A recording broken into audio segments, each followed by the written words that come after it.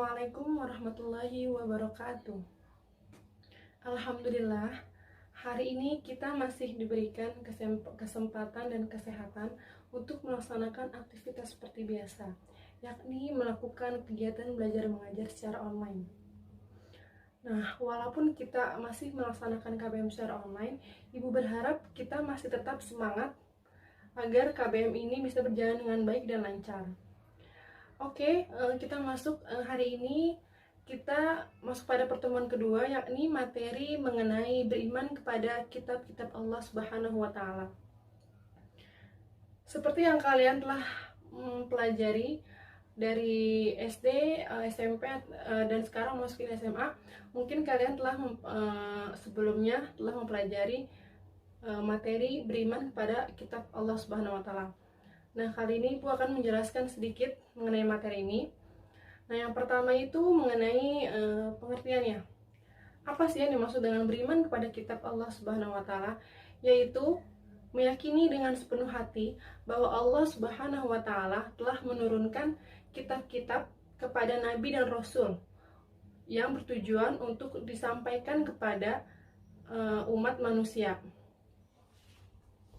Di dalam Al-Quran telah disebutkan bahwa terdapat 4 kitab yang telah diturunkan oleh Allah Subhanahu wa Ta'ala kepada nabi-nabinya.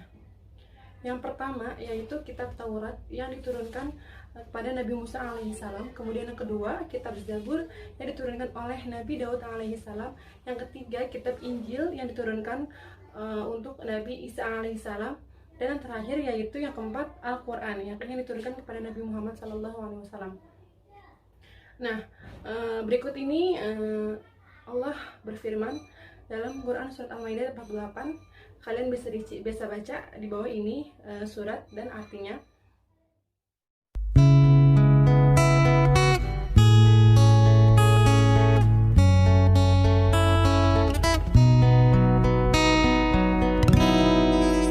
Nah, setelah kalian baca firman Allah dalam Quran surat Al-Maidah ayat 48 tadi, bahwa di situ dijelaskan semua kitab-kitab yang telah diturunkan oleh Allah itu berisi ajaran pokok yang sama, yakni berisi tentang mengesahkan atau menauhidkan Allah Subhanahu wa Ta'ala. Hanya yang berbeda di sini itu dalam hal syariatnya yang disesuaikan dengan zaman dan keadaan umat Islam pada waktu itu. Nah, selain kitab-kitab, Allah juga menurunkan wahyu dalam bentuk suhuf, yakni wahyu-wahyu diturunkan dalam bentuk lembaran-lembaran yang diturunkan di sini ada pada Nabi Musa dan Nabi Ibrahim alaihissalam. Kemudian yang selanjutnya Ibu akan menjelaskan sedikit mengenai kitab-kitab yang diturunkan oleh Allah kepada nabi-nabinya. Yang pertama yaitu tadi kitab Taurat. Kitab Taurat ini adalah kitab yang diturunkan kepada Nabi Musa alaihissalam untuk disampaikan kepada kaumnya Bani Israel di Bukit Tursina atau Gunung Sinai. Nah, kitab Taurat ini berasal dari bahasa Ibrani, yakni Torah yang artinya instruksi. Kemudian mengenai isi pokok dari kitab ini itu dikenal dengan nama 10 hukum atau 10 firman. Yakni kalian bisa lihat di samping ini. Berikut ini adalah isi pokok dari kitab Taurat yang diturunkan kepada Nabi Musa alaihissalam.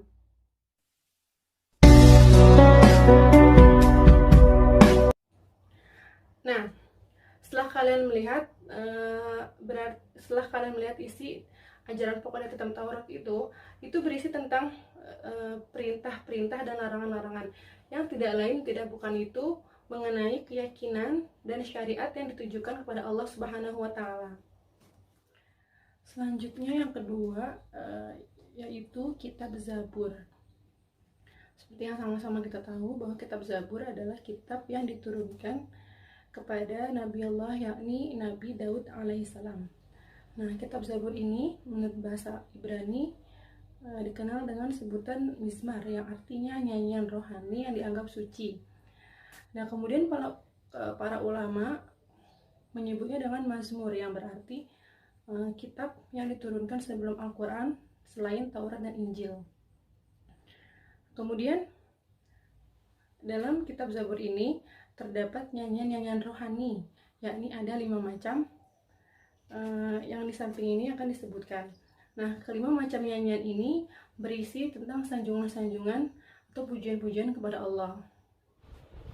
Yang selanjutnya yaitu yang ketiga, kitab Injil. Kitab Injil adalah kitab suci yang diturunkan kepada Nabi SAW untuk disampaikan kepada umatnya. Nah, kitab Injil ini berisi perintah-perintah untuk mengesahkan Allah, untuk mentauhidkan Allah. Dan dalam kitab Injil juga terdapat keterangan bahwa akan ada seorang nabi yang terakhir sebagai penutup para nabi sebelumnya. Tetapi sangat disayangkan, pada saat ini kitab Injil dan kitab Taurat itu banyak mengalami perubahan dan pergantian yang dilakukan oleh tangan manusia, sehingga kitab Injil yang sekarang itu berisi tentang sejarah hidup Nabi Isa alaihissalam, sehingga banyak umat manusia yang lebih mempercayai isi kitab asli yang sekarang yang telah dirubah daripada kitab asli dari Injil, daripada isi asli kitab Injil tersebut. Kemudian kitab suci yang terakhir yaitu kitab suci Al-Quran.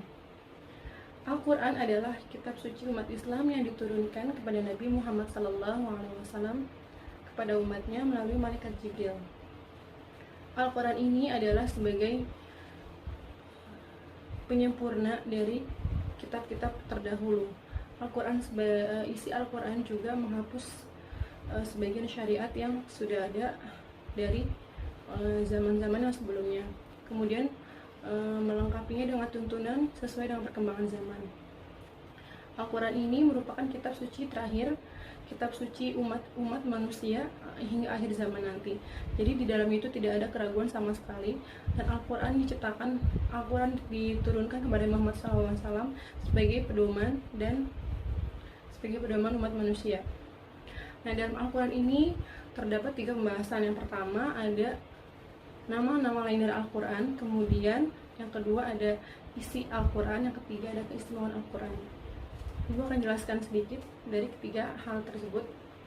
Yang pertama yaitu nama-nama lain dari Al-Quran. Kalian bisa lihat sebelah sini.